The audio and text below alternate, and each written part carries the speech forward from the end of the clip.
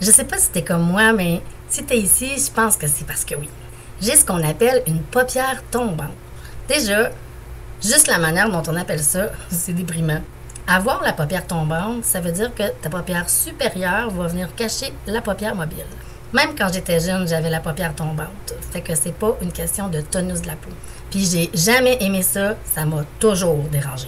Puis à moins d'avoir recours à la chirurgie esthétique, je pense que t'es pareil. Alors, je suis née avec la paupière tombante. Big deal. Quand j'ai commencé à mettre du crayon pour les yeux vers l'âge de 10 ou 12 ans, c'était vraiment désagréable. Parce que le crayon que je mettais sur le bord de mes cils, il venait se transférer sur ma paupière du haut. Je suis certaine que tu as déjà vécu ça. Quand la mode des smoky eyes est apparue, ou même les fameux cut crease, c'était l'enfer. J'ai mis beaucoup de temps à trouver une technique qui pourrait enfin régler mon problème. Mais en 2006, j'ai eu la chance de devenir conseillère en soins de beauté avec les cosmétiques Marie-Kay. En plus des cours de soins de la peau, j'ai pu avoir des cours de maquillage pour moi, mais aussi pour mes clientes. J'ai donc pu apprendre des techniques de maquillage pour maquiller tous les types de yeux, même ceux dont la paupière supérieure vient cacher la paupière mobile. Ma manière de me maquiller a totalement changé à partir de ce moment-là, puis je continue toujours à apprendre. Aujourd'hui, je ne te ferai pas un cours de maquillage en bonne et due forme, ça serait trop long, et puis je garde ça pour mes clientes qui réservent avec moi.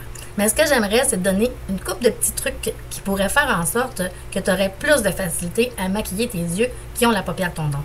Alors, il y a quelques petites règles de base. La première, c'est utiliser un matifiant pour la peau. C'est une petite crème assez liquide qui va venir empêcher ta peau de produire trop de sébum. La deuxième, c'est d'utiliser une base pour les yeux avant d'appliquer les ombres à paupières. La base pour les yeux, c'est un peu comme quand on peinture un mur. Tu sais, on met toujours une couche d'après, une couche de primer en bon québécois. Ben, c'est la même chose quand on maquille ses yeux.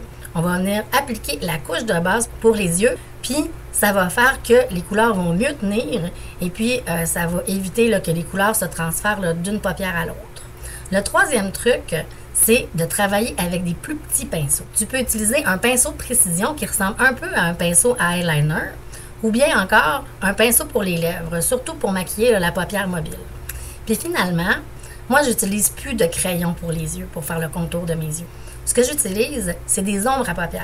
Ce que je fais, c'est que je prends une ombre à paupières qui est mate et puis je trempe mon pinceau de précision dans un verre d'eau, puis après ça, je vais aller chercher la couleur, puis je vais l'appliquer à la base de mes cils, puis un petit peu sur la paupière inférieure.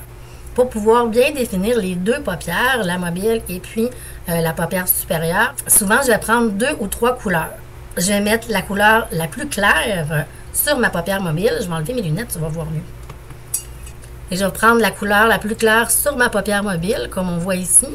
Après ça, je vais prendre une couleur qui est intermédiaire. Ici, j'ai mis du rose aujourd'hui, que je vais aller vraiment dans le pli de mon œil, puis un petit peu en haut. Puis finalement, je vais prendre une couleur qui est vraiment plus foncée, puis je vais aller avec mon pinceau de précision, tracer une petite ligne vraiment dans le pli de mon œil, dans le pli de ma paupière mobile, puis de ma paupière supérieure.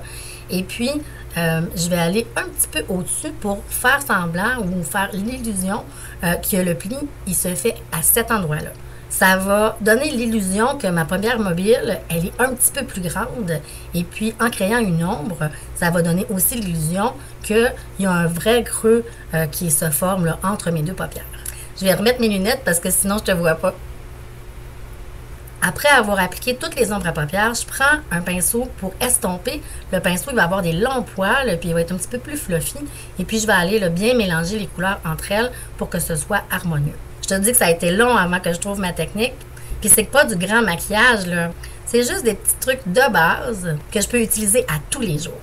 C'est grâce à tous les cours que j'ai suivis, mes recherches sur les techniques de maquillage, les séances d'essais et erreurs, et le carnet de maquillage de la beauté sans filtre du maquilleur de renommée Louis Casco. Je t'invite à rester à l'affût de tes messages courriels parce que dans ma prochaine vidéo, je te révèle mon secret ultime pour une action parfaite des soins du visage. Bye!